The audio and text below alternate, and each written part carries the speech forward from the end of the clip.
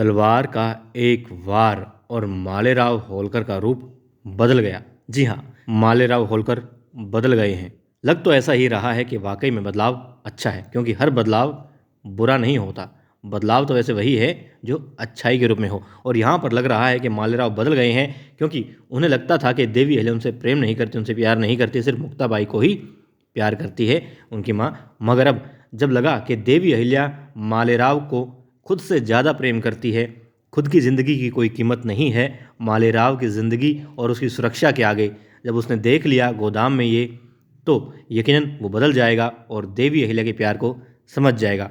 फिर देवी अहिल्या ने उसे ये भी बताया, समझाया कि एक राजा या फिर एक राज परिवार के सदस्य का काम क्या होता है कि वो अपनी प्रजा में कोई भी नागरिक है उसकी सुरक्षा पहले करे, खुद के और खुद के परिवार की बाद में सोचे। अब ये बात भी उसको समझ में आ गई है। तीसरा उसके समझ में यहाँ पर ये आ रहा है कि देवी अहिल्या ने उसे बताया कि जो अब तक सिखाया है उसे प्रयोग में लाने का समय आ गया है, मतलब धैर्य रखने का भी और सूझबूझ से काम लेने का भी। ये चीज़ें भी हो गई। अब उसके हाथ में तलवार भी दे दी है देवी अहिल्या ने, खुद निहत्थी सूरज के जो आदमी घुसे हुए हैं महल में, उनसे लड़ रही हैं, उनको मार रही हैं, उनका सामना कर रही हैं। मगर मालेराव के हाथों में तलवार थमा दी है, साथ में खड़ी कर दी है मुक्ताबाई, उसकी बहन। और यहाँ पर अब दायित्व है मालेराव होलकर का खुद की सुरक्षा से पहले अपनी बहन की सुरक्षा करना। और मालेराव होलकर यहाँ पर जानेगा देवी अहिल्या ने उसे सिखाया था तलवारबाजी करना, कैसे तलवार को पकड़ना है, जैसे वो पकड़ता है वैसे नहीं, जैसे देवी अहिल्या बता रही है वैसे।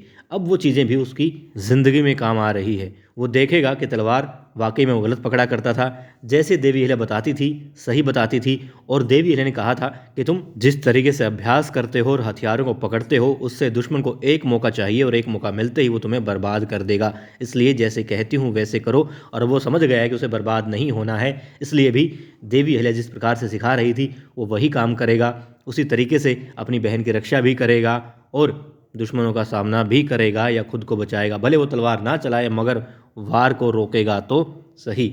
और यहाँ पर वो जान जाएगा कि देवी अहिल्या, जैसा कि मल्हार राव सूबेदार जी ने कहा था, कि इकलौती ऐसी इंसान है जो प्रजा के बारे में सोचती है, घर के बारे में सोचती है, हर रिश्ते के बारे में सोचती है और इनसे बेहतर कोई नहीं सोचता है। अब वो जान जाएगा और मुझे ऐसा लग रहा है कि बदल जाएगा। जो द्वारकाबाई साहिब को लगा था मालेराव में कि वो तो युवराज खंडेराव जैसा है, नहीं, अब वो देवी अहिल्या जैसा बन जाएगा। संभावनाएं तो यही है, क्योंकि वक्त इंसान को बदल देता है। और यहाँ पर वक्त ऐसा आ गया है कि मालेराव के सामने एक एक बात वो होंगी जो देवी अहिल्या कहा करती थी, समझाया करती थी, सिखाया करती थी, मगर वो नज़रअंदाज करता था। और आज समझ जाएगा कि देवी अहिल्या के एक एक वाक्य में सीख होती है और जितना हो सके देवी अहिल्या से सीख लेना चाहिए। उम्मीद तो यही है कि मालेराव बदल जाएंगे और देवी अहिल्या जैसा चाहती है वैसे ही संतान के रूप में उनके सामने उपस्थित हो जाएंगे।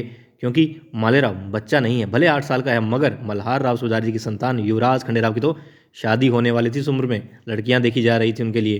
तो उस दौर में ये आयु कम आयु नहीं थी, बचपन नहीं था। राजघरानों में तो ये आयु प्रेरणादायी बन जाया करती थी, शौर्य और बलिदान का प्रतीक बन जाया करती थी और जिम्मेदारियों का निर्वहन करने की समझ यहीं से आ जाया करती थी। उम्मीद है मालेराव में भी आ गई होगी।